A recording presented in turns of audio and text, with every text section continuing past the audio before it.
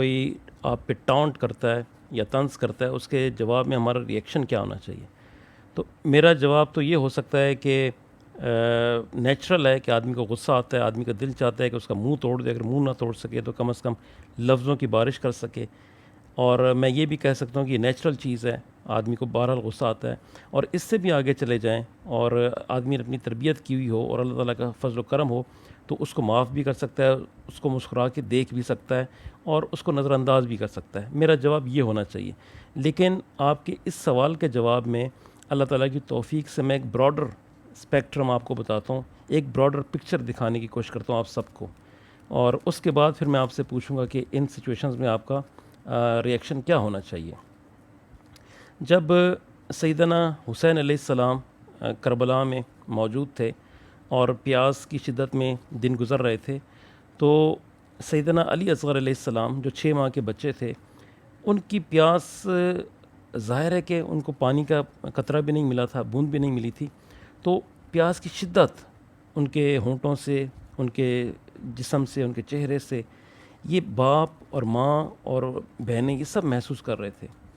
تو سیدنا امام علی مقام علیہ السلام وہ اپنی اہلیہ حضرت رباب رضی اللہ عنہا سلام اللہ علیہ کے خیمے میں داخل ہوئے اور ان سے کہا کہ میں علی اصغر کو یزید کی فوج کے پاس لے جانا چاہتا ہوں اور مجھے امید ہے کہ وہ اس معصوم بچے کو پانی دے دیں گے.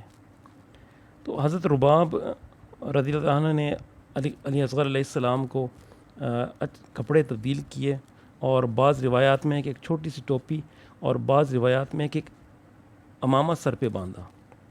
اور ہر اس ماں کی طرح جو چاہتی ہے کہ اس کا بچہ اجنبیوں کے سامنے بہت عمدہ لگے، وہ چینج کر کے امام علی مقام نے علی اصغر علیہ السلام کو اٹھایا اور ان کے اوپر گرمی کی شدت اور تپتی دھوپ سے بچنے کے لیے کپڑا بھی ڈال دیا اور میدان جنگ میں دشمنوں کے طرف چل پڑے.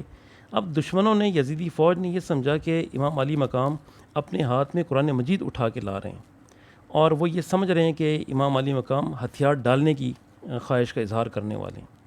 لیکن جب امام علی مقام نے کپڑا اٹھایا تو وہ حیران رہ گئے کہ اس میں ایک بچہ ہے 6 ماہ کا چھوٹا سا، اور وہ بچہ مسکرا بھی رہا ہے. گویا یہ مسکرانا علی اصغر علیہ السلام کا ان پہ ایک طنز تھا.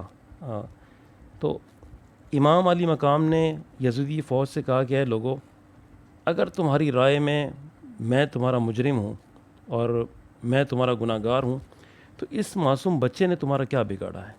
یہ تو بول بھی نہیں سکتا کہ تمہاری فوج کے خلاف یا تمہارے خلاف کوئی لفظ اس نے بولے ہوئے ہوں. اس کو پینے کے لیے پانی دے دو، اور اگر تم کو شک ہے کہ میں اس بچے کے ذریعے اپنے لیے پانی مانگ رہا ہوں تو میں اس بچے کو یہاں چھوڑ جاتا ہوں، تم اسے پانی پلا دو. اب جب امام علی مقام نے یہ فرمایا تو یہ سن کر فوج میں ایک طرح کی پینک پھیل گئی اور سرگوشیاں شروع ہو گئیں اور ہمدردی کے جذبات ابھرنے لگ گئے. اب عمر بن سعد نے اندازہ لگا لیا کہ کھیل الٹا بھی ہو سکتا ہے، تو اس نے جلدی سے کہا خبردار میرے فوجیوں، حسین کے الفاظ سے دھوکہ مت کھانا، یہ چال چل رہا ہے، یہ اپنے لیے پانی مانگ رہا ہے، اور یاد رکھو اگر حسین کو ایک گھونٹ پانی مل گیا تو یہ ہم سب کو مار سکتا ہے اور ہم سب کو دربدر کر سکتا ہے اور ہم میں سے کئی اپنی جانوں سے چلے جائیں گے. یہ سن کر شمر نے کہا کہ خبردار فوجیوں، اپنے جذبات پر قابو رکھو، مت بھولو کہ ابن زیاد کا حکم ہے کہ ایک بوند پانی بھی حسین اور اس کے خاندان کو نہ ملے. اتنے میں جو بدبخت تھا ہرملہ، جو مشہور تیر انداز تھا یزیدی فوج کا، اس نے بربریت کی انتہا کر دی، اور ایسی بربریت کہ جس کی تاریخ میں مثال ملتی نہیں ہے. اس نے اپنا تیر سیدنا علی اصغر علیہ السلام کے گلے میں مار ڈالا. اور میں آپ کو یہ صرف احساس دلانا چاہتا ہوں کہ ذرا آنکھیں بند کر کے یا کھلی آنکھوں سے یہ تصور کریں کہ ایک ماہر تیر انداز ہے اور ایک 6 ماہ کا بچہ ہے اور ان کے درمیان ڈسٹنس کم ہے، اور کس شدت سے وہ تیر نکلا ہوگا. اور آپ اس باپ کا حوصلہ اور اس کی صبر اور اس کا برداشت دیکھیں جو پانی مانگ رہا ہے ان سے اور وہ اس کے ہاتھوں میں اٹھا ہوا ہے.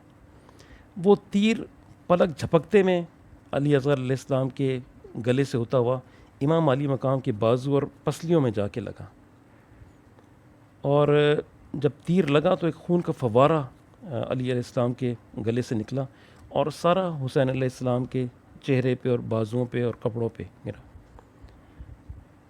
اور حسین علیہ السلام نے بچے کو دیکھا، اور ظاہر ہے کہ ایک باپ کے لیے حیران کن مقام اور عجیب کیفیت، وہ کیفیت لفظوں میں بیان نہیں ہو سکتی. اور اولاد سب کو پیاری ہوتی ہے، بڑی ہو یا چھوٹی ہو، لیکن چھوٹے بچے کے ساتھ، اور خاص طور پہ جو 6 ماہ کا بچہ ہو یا ابھی تک 1 سال سے پہلے کا ہو، اس کے لیے جذبات کچھ اور ہوتے ہیں، اس کے لیے محبت کا پیمانہ کچھ اور ہوتا ہے. تو ایک طرف تو وہ پیاسا بچہ، اور پھر اس کے اوپر یہ بربریت. تو امام علی مقام بچے کو اٹھا کے کھڑے ہوئے اور آسمان کی طرف دیکھا، اور پھر نیچے دیکھا، اور پھر آسمان کو، اور پھر نیچے، اور پھر آہستہ آہستہ اپنے خیمے کی طرف روانہ ہوئے.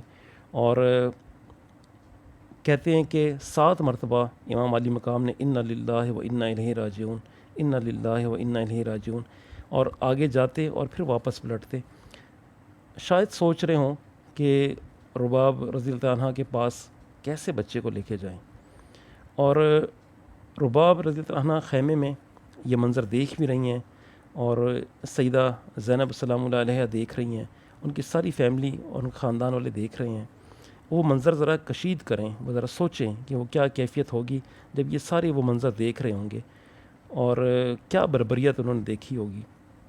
تو امام علی مقام لے کے آہستہ آہستہ چلے، اور علی اصغر علیہ السلام کو آسمان کی طرف بلند کیا، اور فرمائی اللہ اگر تو راضی ہے تو ہم بھی راضی ہیں، اور تو دیکھ رہا ہے سب کچھ.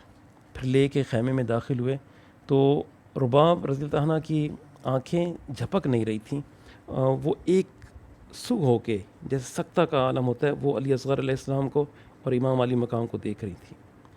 اور جب امام علی مقام ان کے پاس پہنچے تو اچانک سے انہوں نے چیخ کر کہا کہ علی اصغر نے پانی پیا تھا. اور اس کے بعد امام علی مقام نے ان کو ساتھ لیا. تو رباب رضی اللہ عنہ نے کہا کہ آپ ان کو بس آپ دفنا دیں. تو وہ حوصلہ ماں کا بھی دیکھیں، باپ کا بھی دیکھیں، اور پوری فیملی کا بھی دیکھیں، اور یہ انہی کو سچتا ہے، انہی کو زیبا ہے، انہی کا حوصلہ ہے، برداشت ہے. اور اس وقت بھی کہہ رہے ہیں انا للہ و انا الیہ راجعون، یا اللہ میں نے اپنی ذمہ داری پوری کر دی. اور آسمان کو دیکھ کے کہہ رہے ہیں یا اللہ میں نے اپنا فرض ادا کر دیا. پھر اس تپتی ریت میں قبر بنا کے علی اصغر کو زمین کے سپرد کیا. اب یہ ساری سچویشن آپ ذہن میں رکھیں اور اس کو کشید کریں، اس کو سوچیں اس بات کو.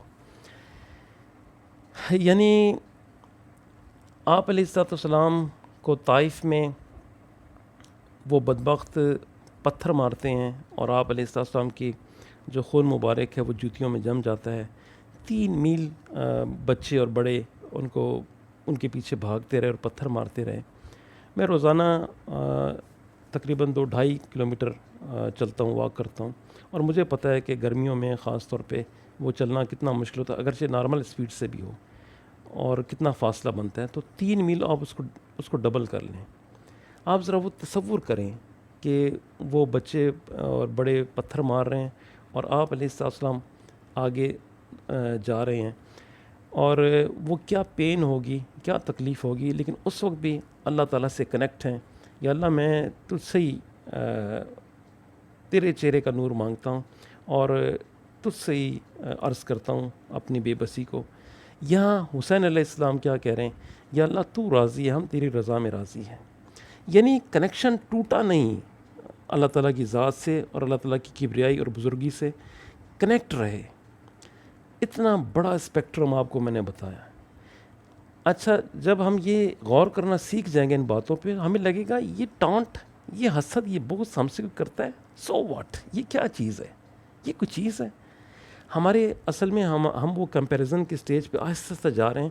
تو ہمیں اب یہ لگ رہا ہے کہ ایک آدمی نے ہم پہ طنز کیا، ہم پہ غصہ کیا، ٹانٹ کیا، ہم پہ ناراض ہوا، ہماری بات نہیں مانی، ہماری سنی نہیں ہے، اس نے ایسا کیا ویسا کیا. ہمیں یہ چیزیں ابھی بہت بڑی لگتی ہیں، لیکن جب یہ براڈر اسپیکٹرم ہم دیکھتے ہیں ہمیں لگتا ہے یہ کچھ بھی نہیں ہے. تو اس بہانے میں آپ کو یہ بتانا چاہتا ہوں کہ جب آپ چیزوں کو اس طرح سے غور کرنا سیکھ جائیں گے تو انشاءاللہ تعالیٰ آپ کو لگے گا یہ کوئی چیز نہیں ہے، معاف کیا، اللہ کی رضا کے لیے معاف کی، یہ تو کوئی بات ہی نہیں ہے.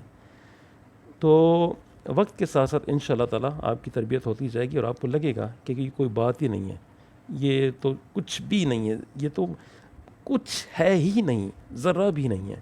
تو اس اسٹیج پہ انشاءاللہ تعالیٰ ہم آئیں گے جہاں پہ ہمیں اللہ کی رضا مطلوب ہوگی انشاءاللہ تعالیٰ، اور کچھ مطلوب نہیں ہوگا. لوگ ہمارا مذاق اڑائیں، طنز کریں، ٹانٹ کریں، حسد کریں، بغض کریں، شرارت کریں، سازشیں کریں، کچھ نہیں، یہ چیزیں ہی کچھ نہیں ہیں. ہمارے لیے جو قرآن کہہ رہا ہے تمہارے نمونہ تمہارے نبی کی حیات طیبہ ہے، اور پھر ہم دیکھتے ہیں صحابہ کرام کو دیکھتے ہیں، پھر اہل البیت کی قربانیوں کو دیکھتے ہیں، یہ چیزیں تو کچھ لگتی ہی نہیں ہیں. تو میں آپ سب کی توجہ اس طرف دلوانا چاہتا ہوں.